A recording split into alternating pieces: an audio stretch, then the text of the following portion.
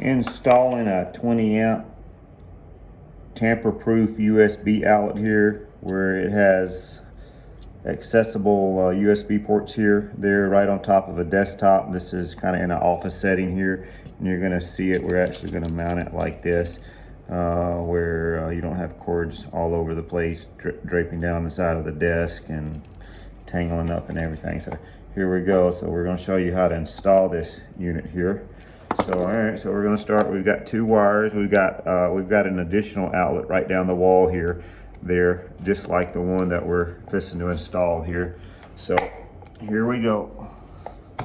My wire is twisted in the box, so let me get that straight. There. So we're going to skin our Romax. This is 12-2 Romax here. I'm trying to get a close-up shot here where you can see what we're doing to help maybe answer some questions that you might have while installing one of these units here. So we're going to reach in there and cut all our excess sheath off the Romax there.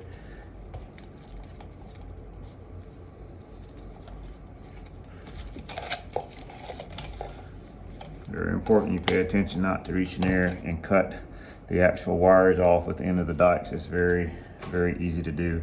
So now what we're going to do, we're going to address, we need to tie the grounds together. So I'm going to put the hot neutrals out of the way on both wires just while I address these here. So I'm going to shorten one of them up here, cut one of them off.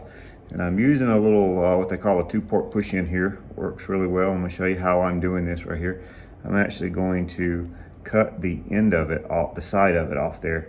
You have to use a specific one to do what I'm doing here. And watch, you'll see the wire. Let me get my hand out of the way where you can see, and you'll actually see the wire slide right through it there. See how the wire's sticking right through it there?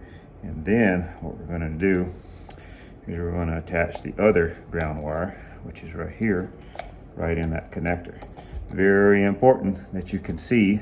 If you can see right here on the video, you zoom in, you'll see the end of the wire on the second wire that I slid in there.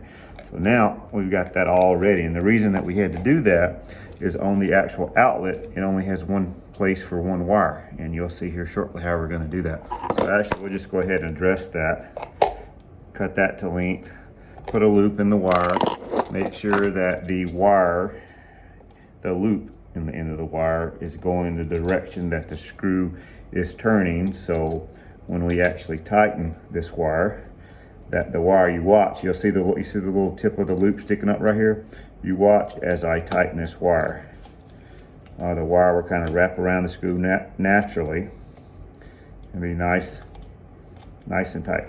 See how the wire, the little end bent right around the screw?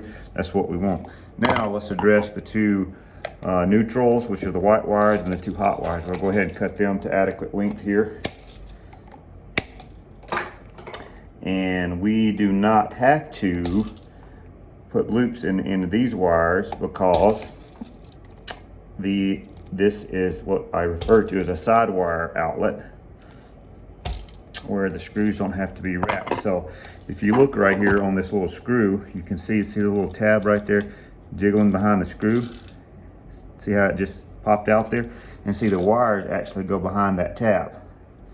Not in front of it, but behind it. I want to make sure you can clearly understand what I'm doing there, because if you don't get it behind the tab, then you're not doing it correctly. That's the best way to say that. So put those in there right behind the tab. Then when you tighten that screw down, it secures those wires very nice where there's no loose connection. A loose connection heats up and causes issues there. So now we're going to move right over to the hot side.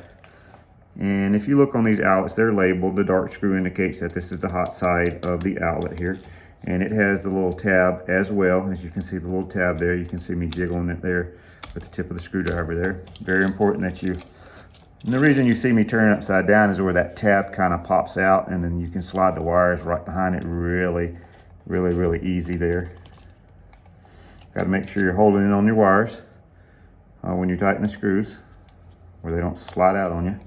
When you go put the outlet in, and the wire pop off in the back of the box, and then the outlet's not working, or outlets down the wall are not working. So that's the way that looks right there. Now we're gonna put this in the wall here, and don't just shove it in the outlet there, because everything will be touching where it shouldn't be. You have to kind of shape your wires up. They always like to shape them up where they're not touching each other. So when you slide the outlet in the wall, they kind of go where they need to there. We're going to put two little tabs on this because the box is kind of recessed in the wall just a tad too much. So we're going to put these on little shims that you can get. There they come in a nice pack. You can tear them apart there, or you can actually use these right here. See, and that's what these are actually for. People don't realize that's what they're for, but that's exactly what they're for.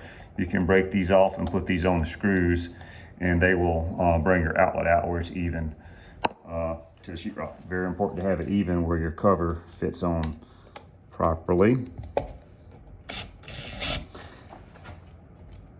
When you're using an impact to put these in it, several things will happen and create a mess.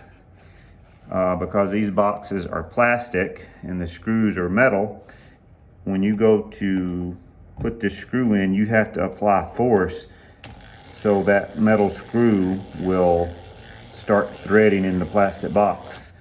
If you don't push with force, the screw will strip in the plastic, and then the head of the screw will also strip because the impact is slipping. So very important that you do that. It doesn't seem like I'm doing all that, but I'm actually putting a lot of force with it. You can hear the impact going there. Very important. So, alrighty, so I do not have the cover for this actual outlet, but this is actually what it looks like when it's all said and done. There, one outlet with a USB, two USB ports in it installed.